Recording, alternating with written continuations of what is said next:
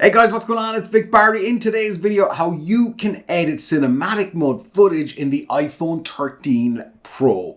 Now, cinematic mode is, well, it kind of works well-ish depending on the scenario. But what if it doesn't work? Well, here's where you can actually edit the footage and make whatever changes you want. Now, there's a couple of bonus features inside in the editing the footage, and I'll get to those in a second. It's definitely worth hanging out for. But let's get into editing those rack focus points. Find the cinematic footage that you want to edit, hit the edit button, funnily enough, straightforward so far. Now you can see on this particular clip here, there is a bunch of dots. Now those dots represent the actual focus pulls that the phone has done itself. You cannot delete these, which is a bit of a downside. Maybe in a future update, Apple will allow you to delete these, but you can't do anything with these. You can change what's going on around them, but you cannot delete them. You can't have a clean slate. Fast forward or scrub through to the footage that you want to start editing. So I'm going to go here and we can see that the tracker is currently on my daughter. Now, I don't want that to happen. I wanted to go onto my son, Cameron.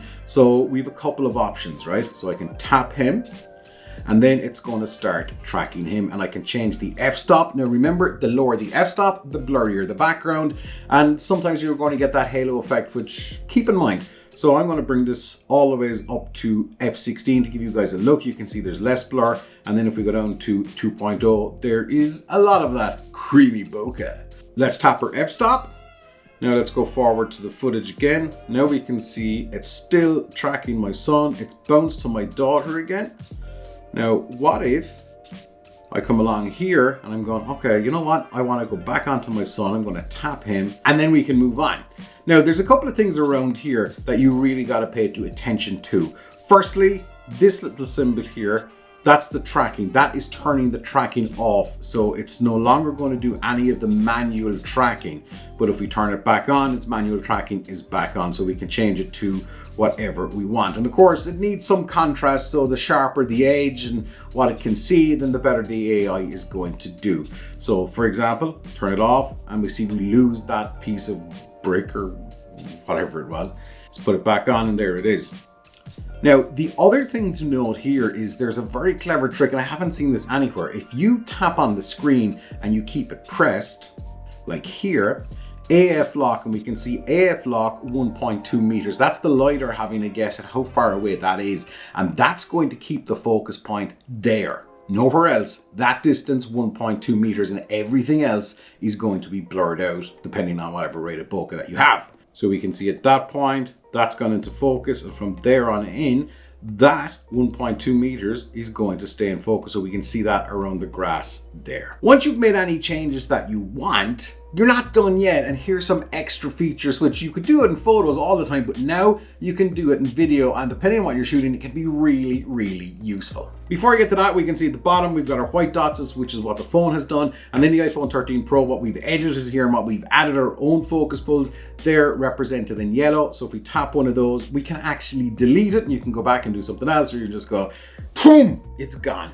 Now, once you've got your rack focuses set up the way you want in the clip, and of course you can also edit the clip by dragging it left and right here. Here's the thing, you can change the highlights, the shadows, the colors, everything. It's really easy to do. You could do all of this in photos before, but now you can do it on the phone. So first up, I'm going to select this little icon here, and then we have auto exposure. We can change the exposure up or down, and then we can just bring it back down to 0 because it looks pretty good. The phone does a good job of exposing.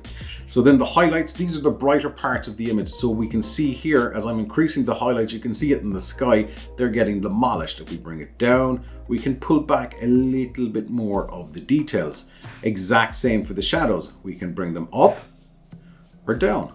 Now, depending on the look that you want, and if you want to recover some of the detail in the shadows, you can go fiddling here. Let's scroll down. We've got the contrast. We can bring the contrast up or down, and we can just turn off contrast by tapping the icon or for any of the other symbols. Next one is the actual brightness. So the brightness of the scene. Do we want to make it brighter or darker? And as you can see, when I'm making changes here, the phone has done a really, really good job. Same for the black point. So where is the black point? If you want to get that kind of faded cinematic look that a lot of folks like, then this is the way to do it. Then saturation. So how saturated is the entire image? So how colorful are all the colors in it? So we can make it like, or we can just increase it a little bit.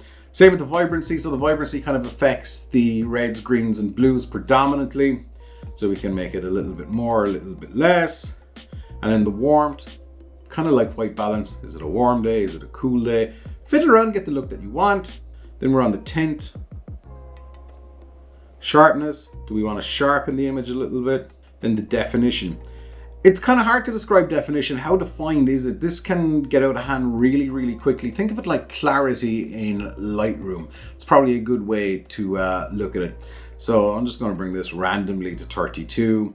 The noise reduction, if it's a noisy image for whatever reason, you can have the iPhone 13 Pro have a go at the noise reduction. And then the vignette. Do you want a vignette? So we can have the white vignette or the black vignette. And keep in mind, vignette is a good way to draw the eye of the audience to the focus point of whatever the scene is. And then we can go from here right down to a whole bunch of filters if you want to use them. Let's say we get dramatic cool, and then we can kind of apply how much of it we want by swiping up or down. So let's bring it around 49 to 50. And then if we want, we can change the crop. And then if we select this icon on the top, you can see all the different aspect ratios. And if you tap one of these, like 16 to 9 doesn't make any change because 16 to 9, right? But if we go to 7 to 5, 5 to 4, 5 to 3, 3 to 2, we can make it square. We can go freeform, which we can do whatever we want. Or for me, I'm just going to leave this on the original and I'm going to reset it.